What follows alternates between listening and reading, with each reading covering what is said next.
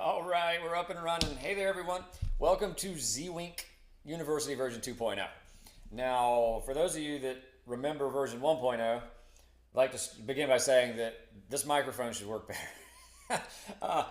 We've made some improvements here in the last couple of years, and one of those includes a microphone. Shout out to Michael Skelton, actually, for basically mailing that to me, so thank you for that. From Bug Crowd, we're back up and running. It's been a long time, okay? There's some reasons for that. A lot of it had to do with things out of my control, such as the places I was hosting the videos, having issues with the videos, and just got fed up. It was a lot going on at the time. But I really like the way that the X platform has moved, has changed, and I'm definitely excited about just exclusively using the X platform for putting this content out there for you guys. And I think it'll be fun for me too, because it's all about the fun. Okay, so for those of y'all that were not present for Z-Wink University version 1.0, the entire intent was to teach sort of the way that I hack, and trust me when I say I'm nothing special. I've only been doing this for 4 years, the bug bounty field for 4 years, and 4 years ago I couldn't find a bug in like a month. It took forever. I didn't know what the heck I was doing, and I've developed a methodology that I feel like really works well, and it's very atypical from what you're going to learn. I think it's very atypical from what you're going to learn on most of these training sites that you're going to find now, how to bug bounty, how to hack, whatever. I think a lot of stuff now is very heavily leaning towards automation. It's leaning towards AI, whereas my side of the coin, I hack completely manually. And I mean completely manually. Like, I don't use the scanner functionality in Burp Suite. I don't run any automated tools. I lied. I use one.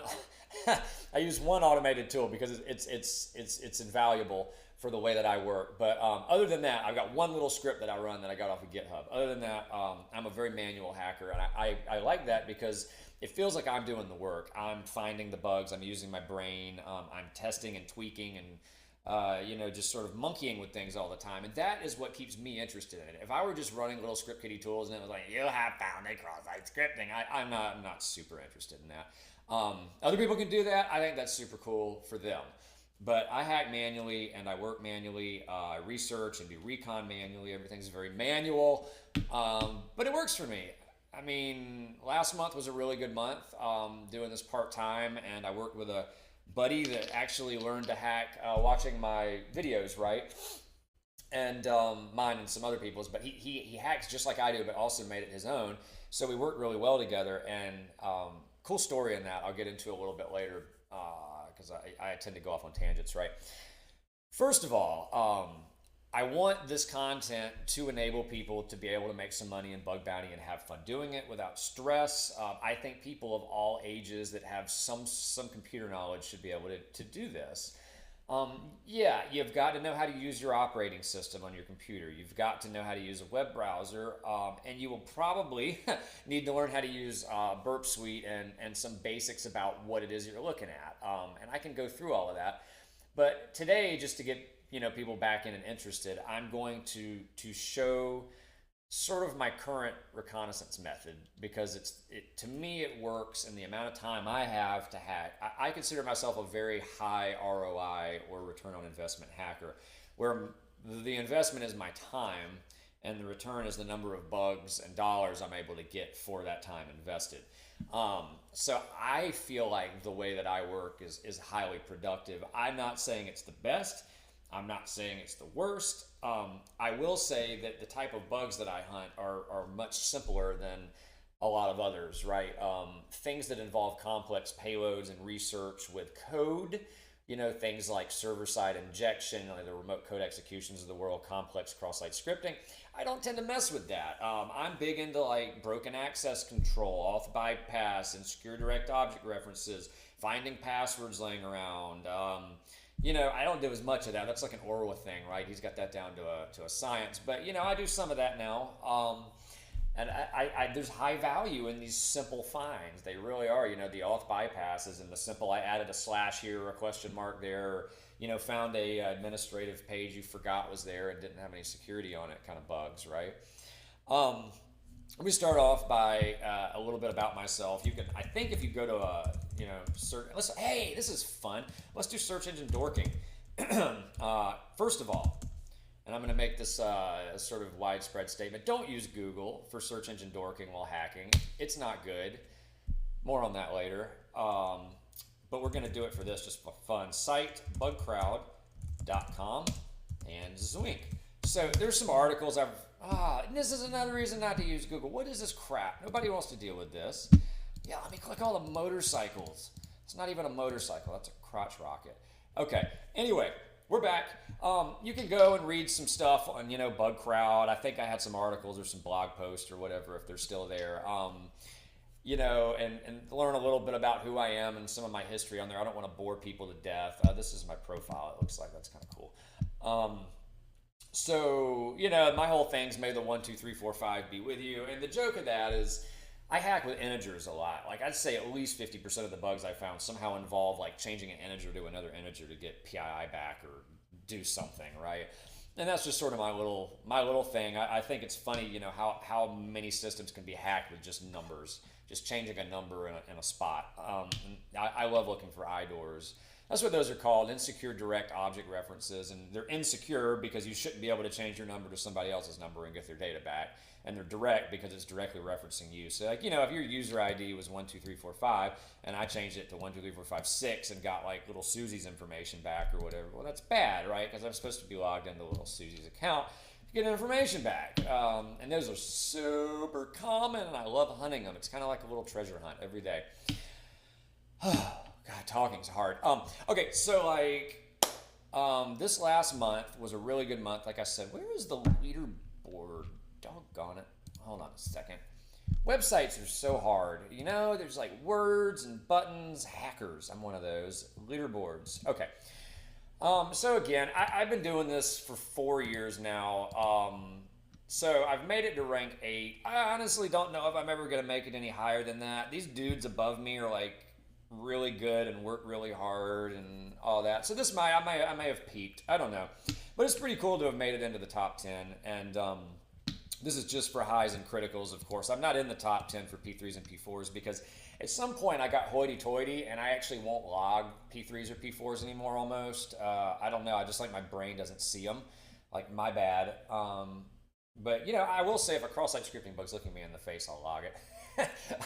I don't tend to go looking for them. September was a really good month. I wanted to tell a quick story on this before I get into reconnaissance, which is going to be ZWink University lesson number 1, version 2.0. I want to talk about my current reconnaissance method. And before I do that, this guy Exalted, really cool. Met him through BugCrowd. He actually learned to hack from watching my videos, he said. And, he's watched some others, of course, too. But he doesn't have a college degree. But from hacking on BugCrowd, he's actually gotten a full-time job as a security researcher, primarily hunting IDORs, which is funny. I think that's awesome. That's like the dream job, right? And then on the side, he's doing really well on BugCrowd. We worked well together last month on a target. It was super fun. Works just like I do. But the key takeaway here for a lot of y'all out there is he doesn't have any degrees. He didn't go to university. He didn't get a bunch of cyber certificates that were needed. It's just like he did well on BugCrowd. A program saw that. They're like, hey, do you want to work for us? Right? That really happened. It's happened to me 2 times.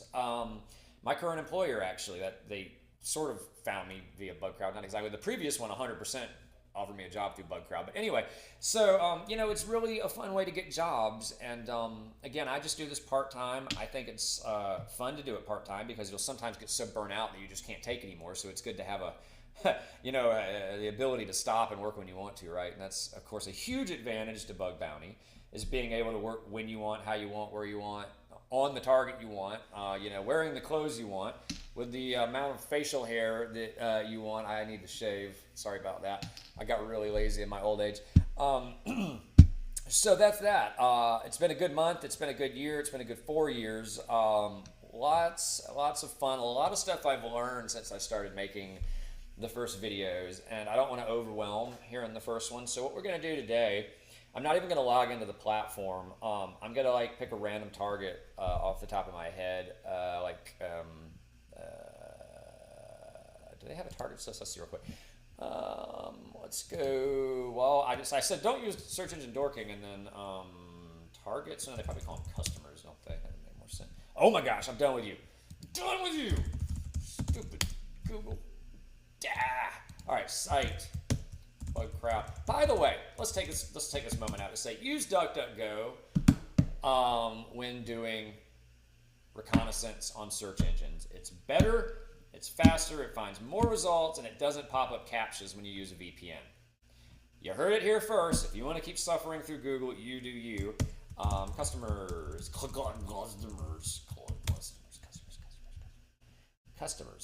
I don't know what that does.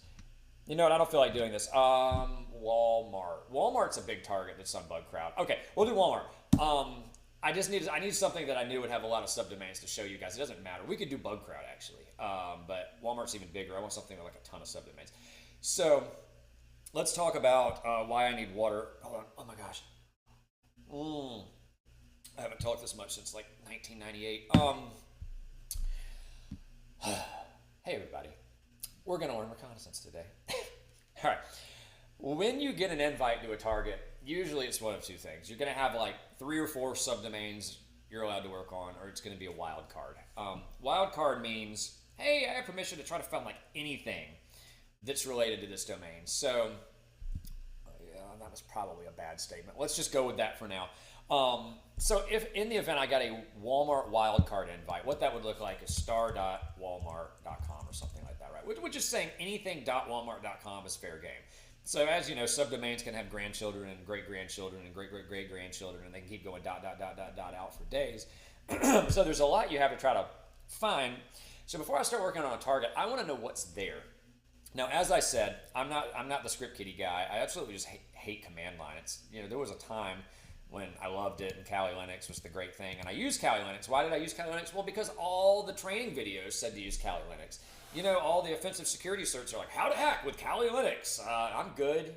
Trying to quit. I feel like my method's working, okay? I don't like all that stuff. What I'm going to show y'all is how I go about assembling manually a subdomain list. And yes, there are a bajillion, let's go to securitytrails.com. There are a bajillion programs out there that will do this for you, but I don't know that they work better necessarily, and I actually like looking at this manually because looking at it manually, you learn stuff too while you're looking at it. Please hold on that. Throwaway email address. Anybody can sign up for Security Trails. They're not paying me to advertise. I don't care. Use something else if you want. I think that's right. Yeah, cool. All right. So what is this? What is it going? What we have here is a very simple search box. I love really simple search boxes. Anybody can use a really simple search box. I logged into securitytrails.com. You can do it from any browser on anything. You don't have to install 47 add-ons and pip and Python and yip and yap and everything else. All right, so what we're going to type in is walmart.com, pip, pap, yip, and yap. That should be some sort of little kid's cartoon in Australia. Walmart.com. Okay. Oh, Pip, come on over and see Yip. Yap's coming too. Subdomains. All right, so it found 3,593 subdomains. That's pretty cool, right? Now, I think that this is the best tool for finding subdomains. There might be something better. I haven't found it yet. Here's the part that sucks a little bit. Unless you pay them, you only get 100 on the screen at a time. Okay, so what happens here is if you're serious about working on this wildcard target, the 5 minutes that it takes to copy and paste out these 3,593 results is worth it. So I literally will go through and copy and paste these out into Notepad for deduplication while reconciling to another place. Hold on that. Big words are hard. I don't like using big words. Let's go back to small words. When you're looking through this list, you see things. I see the hosting provider they're using here. I see that this is a WAF. Well, I know that that's a WAF. When you've done this for a while, you know WAFs, right? You can see they use Proofpoint for email. You can see they have some Google hosting. You can see they also use Cloudflare, right? Which means, let's see, there should be some Amazon in here somewhere. We got Salesforce. Ooh, who doesn't use Amazon, really? Yeah, there we go, Amazon. All right, so they've got some Amazon. I think I saw Microsoft. Did I see Microsoft? Yep, Microsoft Corporation, so probably Azure. Why is this important? Well, like when you're scoping a target for reconnaissance, yeah, you want to put Walmart in your scope. But a lot of times I now add AWS, I add Amazon, I add Microsoft, I add Azure, I'll add Google, and you want to and the reason for that is as it crawls all the code for these sites and you're using them, the little code babies that it finds have like references to Amazon and test domains and all these things. And so what happens is your burp suite will populate with all these little domains inside your scope that it's scraped out. And as you're going, what'll happen sometimes is Walmart will have assets that maybe don't have a DNS name directly assigned to them or something. Like it lives on Amazon and it's the back end URL to something or whatever. But you know, it doesn't necessarily have like a DNS name that's Walmart related assigned to it. So it might say Amazon.com, or you know, it'd be like something random, but it is owned by Walmart. It hosts Walmart content and wouldn't ordinarily show up in this list. So as you view things, you want to make sure you're trying to collect as much, you know, sort of tertiary data without the noise as possible. So I don't like to just leave burp open scoped when I'm running it, right? I want to put in specific scopes, but I want them to be like relevant to the target I'm working on. So Salesforce would be included, for instance, in this, which they have a lot of different weird little SF site or whatever. I have to go look at my Salesforce list. But, you know, so you get a couple things out of this. Additionally, what it will let you do is occasionally find the host names that live behind a WAF. We're kind of going off a little bit there, but what'll happen is if you have a payload on a target, one of these subdomains, and for whatever reason it's being blocked, well, maybe the WAF's blocking it. And if the WAF's blocking it, a lot of times you can bypass by just hitting the origin IP behind the WAF, and the historical data on this will actually show you that. So, yeah, we'll pick one of those at random to look at here. Let's see, stories.walmart. Oh, we need one that's behind the WAF. Let me go back. That would make more sense. Why is it so slow? It's not usually this slow. It's angry. It's probably actually my VPN. Anyway, while it's doing that, let's go over to our next one, crt.sh. So I will also dump all the domains out of crt.sh, okay? And having done that, I reconcile those against the subdomains from walmart.com. Now, let's look at how I do this. And I hate that the site blew up while I'm doing something. It's really unfortunate. It almost never does this. Rude. All right, well, what I do here, this actually returned too many results because of expired certificates. So let's show the ones without the expired certificates. Also, this one's crashing now. It knows I'm making a video. It hates me. That's fine. Suffer. You have to suffer a little bit. Oh my God, I'm sitting down. I'm so old. I'm so old. Oh, that's better. Okay, so we get a list of all these. Let's just show you. So what happens here?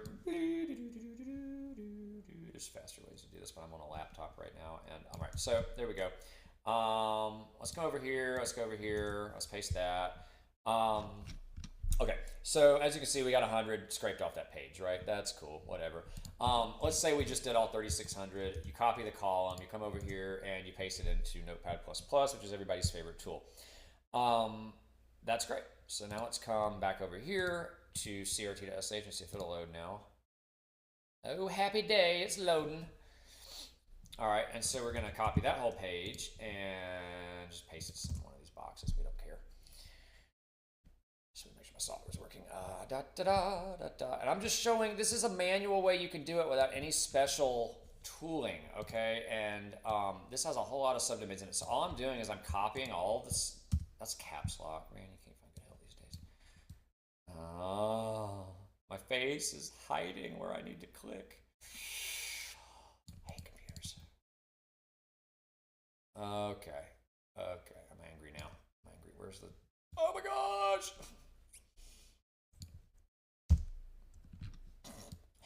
This is painful. You know, if I were making a video as like an advocate of like not doing things manually, this would be it right now. But normally I don't have my head blocking the scroll bar. I legit can't click on it. This is the worst thing imaginable right now. Oh my gosh. Screw it. Which columns am I in? Is it G? I'm just gonna like select the whole column and paste it over here. I'm gonna go with that. It really doesn't matter if I select too many things because, frankly, I'm just gonna deduplicate. All right, so I just pasted way too many cells in here. So what we're gonna do is say line operations, remove duplicate lines. All right, there we go. That got rid of all the blank lines for me. Oh, I copied the wrong thing over. I hate you so much. Hey, there it is. S&T. Guys, where were you on that? You know? You gotta be looking out for me while I'm showing you how to use Excel spreadsheets. Okay, we got there. So all I did was just copy both those cells in there. So now what we do, line operations, remove duplicate lines. Okay, perfect. So now we've got a deduplicated list of, 1,010 subdomains right here, whatever. That's obviously not all the subdomains. This is just the general process truncated so you don't have to sit here and wait. And then you can do like sort lexigraphically ascending, whatever. And now we have a list of, normally these wouldn't be in here. Normally we have a list of all these subdomains that Walmart has, for example. Now what we can do is come over to Burp and let's find like a random request here. Let's do bugcrowd.com. Send to intruder. We're going to get rid of the cookies because we don't care about Bugcrowd's cookies for what we're about to do. They just changed the UI of Intruder today. It's tripping me out. Mine does not look like this normally, so I'm having to wrap my mind around why it looks the way it looks. What we want to do is just highlight the target address. And we just want to see what's online right now, right? So we're going to come over to payload configuration. Let me see if I can flip this since my face is in the way. There we go. And we're going to paste our subdomains in there. And then what we're going to do is set the resource pool to 255. You can make that yourself. Basically, you're just saying 255 requests. Let's just create a new one. I'll show you. 255B. And what this does is makes it go faster. So just do like, actually, we'll do 999, right? Why not? 999 requests, which I think is the max. And we'll tell it that we don't care about retrying on network failure. And just go ahead and hit start attack. And what this is doing now is I normally take the full list of subdomains and then I reconcile the full list of subdomains against the, and I create a new one, a new list of the responsive subdomains, okay? So anything that we're getting a status code back on here means it's up and running. It's internet accessible. It doesn't necessarily mean you can get into it and hack all the things, but it means it's internet accessible. So like right off the cuff, api.mytech.walmart.com, that sounds pretty cool. Don't know what that is, right? Your Azure function app is running. That's neat. So that's directly on Microsoft Azure right there. So if you could figure out what's running at that API, that could be really interesting. Let's just pick a rando gift cards. Ooh, I want gift cards. Let's go to gift cards. All right, so gift cards is up and running. It's got a 200 response code. If we render it, what do we get? Okay, so it's a gift cards website. Cool. I want to show y'all something of going back full circle, and I'm fairly confident that this will be the case, but let's go to Google. I told you not to use Google, but I'm going to show you why not to use Google now. Let's do is it gift cards plural? Let's go with plural. I can't remember already. Walmart.com. This is one reason. Crotch rocket. No. Okay. So here we have giftcards.walmart.com. Now I'm going to do the same thing over here on DuckDuckGo. And I want to see what happens. So when I'm doing search engine dorking and I find a ton of bugs just off DuckDuckGo, okay, what am I looking for, right? I'm looking for things that have tokens appended to them, unique, they could be GUIDs, they could be secure tokens, they could be parameters that take unique ID values. This would be a good example ordinarily, except we can infer that this is a gift card ID for a Walmart gift card and probably is not a security risk. It's probably just like going to pull up a specific gift card that you could buy, right? That's what that is. That's the ID of that gift card. That's not a bug. We don't care. This, on the other hand, that's an account login with a long referrer token may be something interesting. So this says customer login. Now, if I wanted to find all of the websites that just do customer login, I could just do this. And as you can see, we get customer account login referrer back. And there's a whole bunch of those entries right on DuckDuckGo. Now, watch this.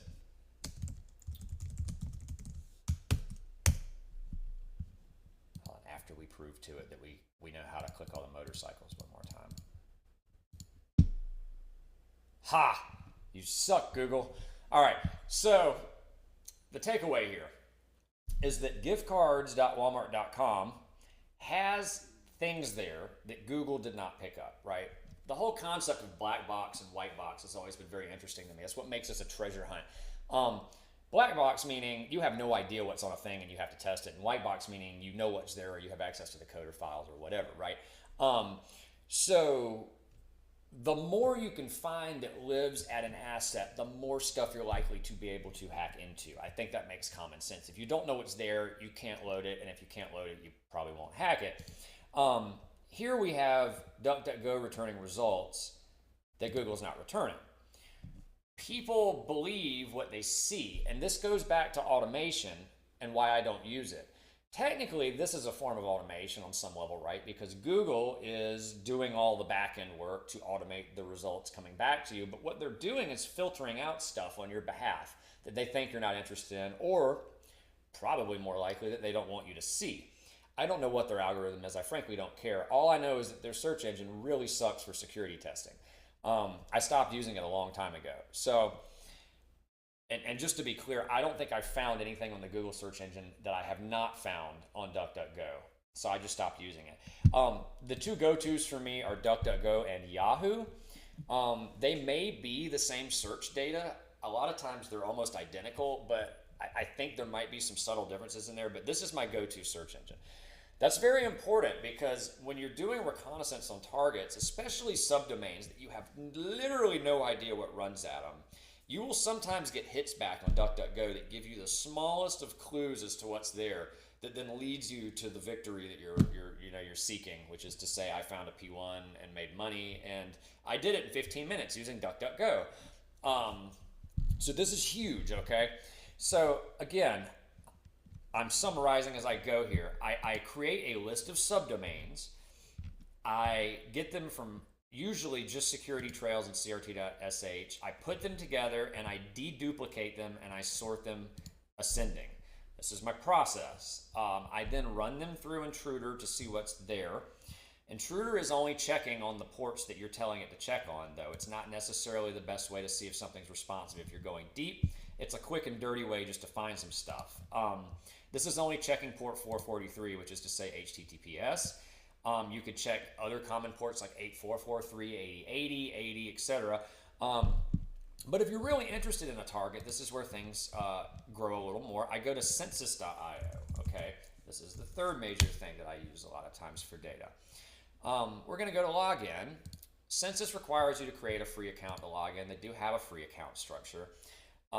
One of the important things to note about the Census account structure is you can register when your free account expires. You can just add a +1 to your email address. So if you were like bob@gmail.com, you can legit just create your next account as Bob +1, Bob +2. They're a security platform, but they didn't check for that. So, great for us, right?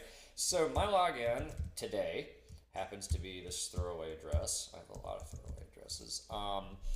And that should be what I'm looking for. Is it me you're looking for? E+2. And is it me? Alright, what's my password? This is always the hard part for me because I have a different password on every website on the internet. And so should you. That was me getting off my high horse. Alright, so gift cards, giftcards.walmart.com. Okay. That's so cool. So what did we learn from this pretty much instantly? Giftcards.walmart.com, according to Census at least, is accessible on ports 80 and 443, runs behind this Akamai WAF, and probably has an origin IP on Microsoft at 52.232.222.140. Not going to get into what the implications of that are, but it probably would lead to a WAF bypass. When you click this, see the cool thing about Census, Census is that it's searching DNS records. Anyway, when Census tried to request this on HTTPS, it responded back with, "Oh, did you mean giftcards.walmart.com?" So that's how it knows that this is associated. So you can probably hit this directly and get the gift cards website back. Let's see. We'll just do that and then call that good for right now. Oh, wow. Wow. I don't think I copied the right. Guys, I got to keep me straight here. Gosh, computers are hard. All right. So see, when I hit that, it's like, oh no. Do you trust? This is actually for giftcards.walmart.com, and this is not an Akaime thing. So yeah, there's something here, right? It says e-gift cards. And this is trying to redirect me to giftcards.walmart. I don't know, whatever. Anyway, you can get really cool data off of Census when you're deep diving. Similarly, if this were a target that had a lot of on-prem hosting or something you wanted to kind of explore out beyond maybe just the DNS entries, the subdomains, and you click this little number right here, which is their net block, how many IPs they have. We've got, oh my word, that's a big number. Many, looks like millions of Microsoft IP address. Why is that Microsoft? I'm an idiot. I just clicked Microsoft. Okay, anyway, that's how you find out every IP address on the internet owned by Microsoft. I meant to do Walmart. Let me see. We would need to find one on-prem Walmart address to get their errand range back, but we don't need to mess with that right now. I'm just messing around. Computers are hard. Okay, so anyway, what we've done here is determined that DuckDuckGo is better for dorking. Now, this is customer account login.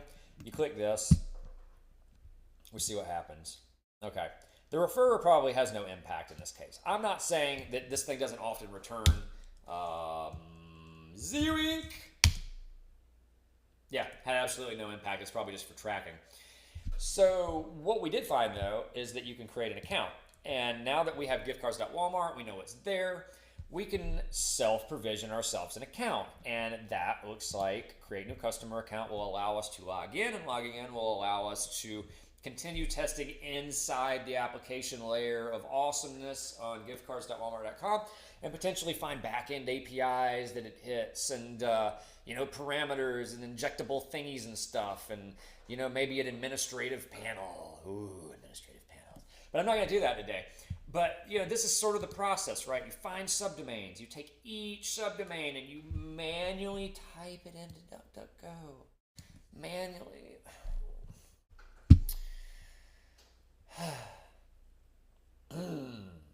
It sounds like a lot of work, but it's really fun. It should be fun.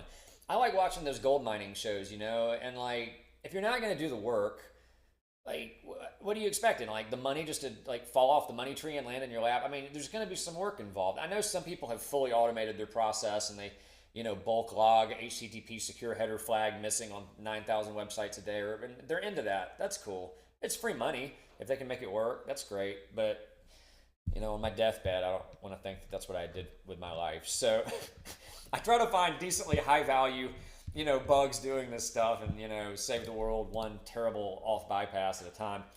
And, again, not all of them are on the surface. Sometimes you'll find hyperlinks here, index tokens and things. Where was that API site that looked interesting, right? This may not have anything at all, but it's worth checking. API.mytag.walmart.com.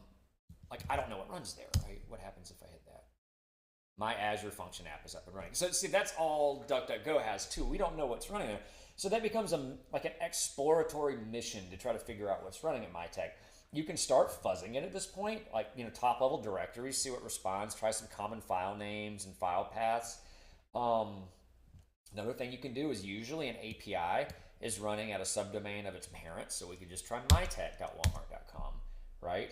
Hey, look at that. So probably mytag.walmart.com uses api.mytag.walmart.com. Here's a device lookup page under Manager Tools _CApp.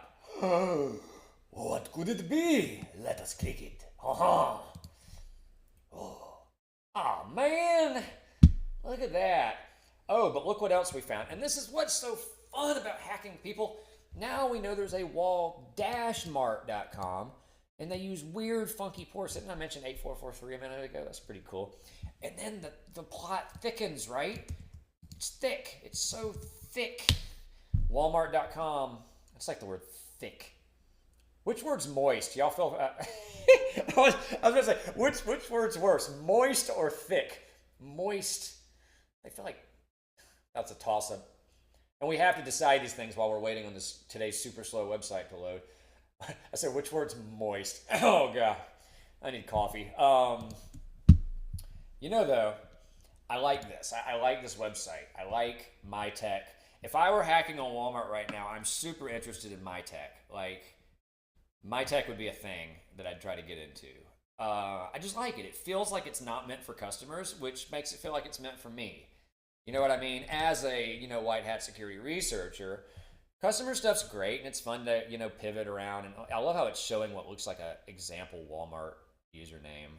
Like, that might be an internal ID structure or something. I don't know. Why is that home office store DC? So this is definitely meant for employees. And again, guys, this stuff just sitting on the internet. Those of y'all freaking out right there. He's like, he doesn't have permission to be doing this. I'm like, I don't have permission to not be doing it. Yeah. What I'm saying, I'm not hacking into them right here. I'm not like, this is the job. Walmart, I think, has a public scope on Bugcrowd. I hope so. Or I'm gonna have to delete the video, which is the first video, which would be really sad. But no, I'm like 90% sure Walmart has a public program, and it's a really good. I think I worked on it one time. It was like really tight. But the thing is, I don't think they actually have a wildcard program. So I was just showing as an example of stuff that's out there, and anybody can do this on any company on the entire internet, and that's why the internet's scary, right? It's like, what's sitting out there? What can people find, and the search engines are huge. I'll tell you another tool that's really fun, is Gal. And I told you I used one automated, that's technically two. I used one automated tool. Oh my God, it's like a little, yeah, that's fun. I use one automated tool. I promise I don't have ADD. It's called Gal, G-A-U, G-A-U. If I just type in Gal, it's going to be like, you didn't type in thing. Oh, God, what's it doing? No, I'm going to do that. I'm going to do Gal, and what was it? Gift cards? Gift cards.walmart.com. And what this is going to do, it's a nifty little tool somebody made that God, I tell you what, though, it sucks so much more than DuckDuckGo now. Look at that. It didn't find the customer stuff either. Gal searches the Wayback Machine and other stuff and things, and it sometimes finds like index tokens that shouldn't normally be exposed, like GUIDs and one-time things and stuff. And you can occasionally get bugs just off of Gal. More and more, though, I've been just like going through DuckDuckGo manually because Gal, I don't know if I need to update it or if it just started sucking for whatever reason, but like it doesn't have much on this. If we go to, what was this other site we were just looking at? I closed DuckDuckGo. I did. Can't find good help these days. Yeah, screw it. Well, there was another site, but by the way, Logger, I've started using the Logger a lot. Like, it helps you find like the last stuff that you hit so much faster. And you just sort descending. Because a lot of times you'll click on something and you'll be like, what all did it just do? And rather than going through your target and other weird places, and a lot of people work a lot of different ways, but I really have started liking using the Logger. Now right now, see, it's a little bit muddied because it's showing all this intruder crap, and you can actually just tell it to ignore all the stuff we did in intruder, which is nice. And now all the intruder stuff's out of there. I don't have any traffic scopes, so right now it's dirty trying to find things. But that little tech website, I was just gonna. Here's what we do. We go over to Target Scope, Advanced Scope Control. Yeah, there we go. Walmart. I've done like 2 seconds of things on here, and then we're gonna type in like, if I were doing this based on what we saw in that domain list, I would do like Amazon, and then I'd throw in like AWS. I'd throw in like Microsoft. And then I'd throw in like Azure, and you get the idea. So what happens is it starts picking up all these related URLs and domains as you're going through stuff. So now we're in sitemap, we can just get rid of all this clutter, man. Show only in scope items, yay. Oh, that's so much prettier, right? Now we can see things. But there was also wall dash mart. So a lot of times it's even better just to like abbreviate your target, right? Wall. And now we should have wall dash mart. Maybe, why did that not pick up, bro? I don't know. Why I didn't pick up. Show all, showing scope. That's really strange, man. Huh. Oh my gosh, they got 4,000 something domains at this wall-mark. Anyway, I don't want to go off on too many tangents, and I have no idea why I didn't pick that up when I hit it, but that would be worth looking into.